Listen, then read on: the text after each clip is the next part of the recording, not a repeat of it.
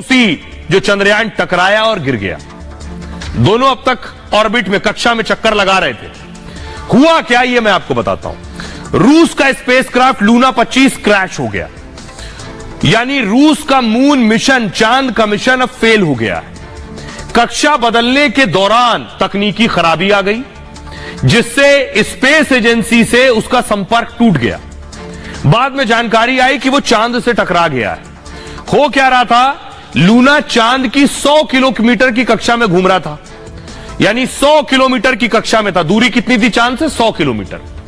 अगला प्लान यह था कि 100 किलोमीटर से सीधे 18 किलोमीटर की कक्षा में इसे ले जाया जाए और फिर 21 अगस्त को दक्षिणी ध्रुव पर इसे उतर जाना था।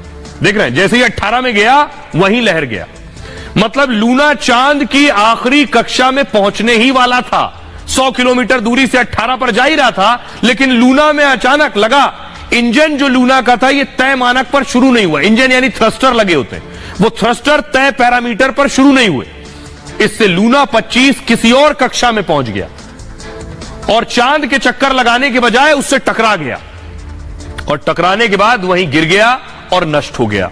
अब सवाल यह है, आपने देखा कि जो भारतीय चंद्रयान था यह पहले निकला, देर से पहुंचा और अब तक नहीं पहुंचा। लेकिन जो रूस का चंद्रयान था हमारे बाद निकला और हमसे पहले पहुंचने वाला था। क्या वहां कोई चूक हुई? ज्यादा तेजी में खरगोश और कछुए वाली चाल वाली स्थिति हो गई कहानी क्या, कि हम कछुए वाली चाल में थे और वो खरगोश वाली चाल में? देखिए हुआ क्या। ये पुतिन का लूना 25 आप देख रहे हैं जो रूस से निकला है और चांद पर जाने के लिए। हुआ ये कि लूना 25 चांद पर जल्दी पहुंचना चाहता था, हमसे जल्दी। रूसी स्पेसक्राफ्ट 11 अगस्त को लॉन्च कर दिया गया, आप देख रहे हैं लॉन्च हुआ, और 21 अगस्त को चांद पर इसे उतर भी जाना था। हुआ ये कि 11 दिन में ही उसे चांद को छू लेना था, वो भी नई जगह यानी दक्षिणी ध्रुव के पास। शक्तिशाली रॉकेट तैयार किया और अपने चंद्रयान को इन्होंने शक्तिशाली रॉकेट से भेजा। चांद की कक्षा में 5 दिन में पहुंच भी गया वो। चांद पर उतरने के लिए भी उसने एक छोटा रास्ता अपनाया, जैसे हमारा चंद्रयान गया बड़े रास्ते से, इन्होंने अपने चंद्रयान को भेजा छोटे रास्ते से। मतलब लूना 25 ने लैंडिंग के लिए शॉर्टकट लिया और सीधे, शुरू में मैंने आपको बताया 100 किलोमीटर से सीधे 18 किलोमीटर पहुंच गया, जबकि भारत आपको याद होगा मैंने आपको बताया 173 किलोमीटर दूर है, 154 किलोमीटर दूर है, 150 किलोमीटर दूर है। ये सीधे 100 से 18 पर जा रहे थे। दुनिया की किसी स्पेस एजेंसी को यह रास्ता अब तक नहीं पता था जो पुतिन के चंद्रयान ने लिया, इसलिए थोड़ी गड़बड़ी में भी मिशन पूरी तरह फेल हो गया। यह एक बड़ी वजह।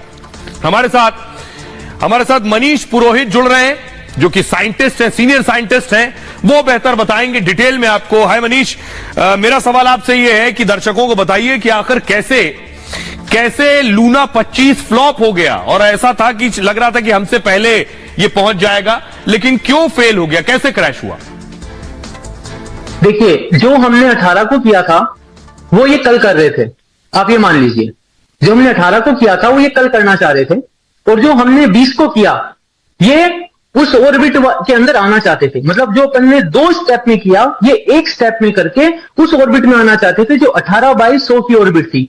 अभी लूना 100/100 की ऑर्बिट में चांद के चारों तरफ घूम रहा था। ये चाहते थे हम इसको 18/100 की ऑर्बिट में ले आए और 21 तारीख को चांद पर उतर जाएंगे। ये डीबूस्टिंग प्रोसेस ही है जो हमने चंद्रयान के लिए बहुत सक्सेसफुली 2 बार कर दिया है, 18 को और 20 को। और हम अब उस ऑर्बिट में आ गए हैं जहां से हम सीधा चांद पर उतरेंगे 23 तारीख को। तो हम ये कर चुके हैं।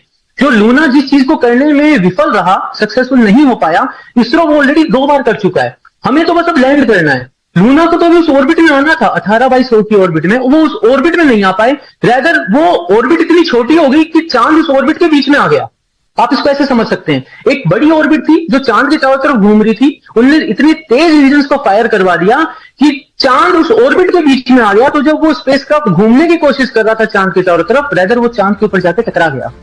यही बात कह रहे हैं मनीष आपके पास आएंगे। मनीष कह रहे हैं कि वो जो इंजन था वो उस पैरामीटर से स्टार्ट नहीं हुआ और जाकर चांद से टकरा गया। अब आप सोचिए रफ्तार इतनी ज्यादा है कि 1 सेकंड, 2 सेकंड, 3 सेकंड में अगर आपने, क्योंकि वो 18 किलोमीटर नजदीक था, चांद के 18 किलोमीटर वाली कक्षा में जा रहा था, थोड़ा भी डिले हुआ वो सीधे चांद से टकरा जाएगा।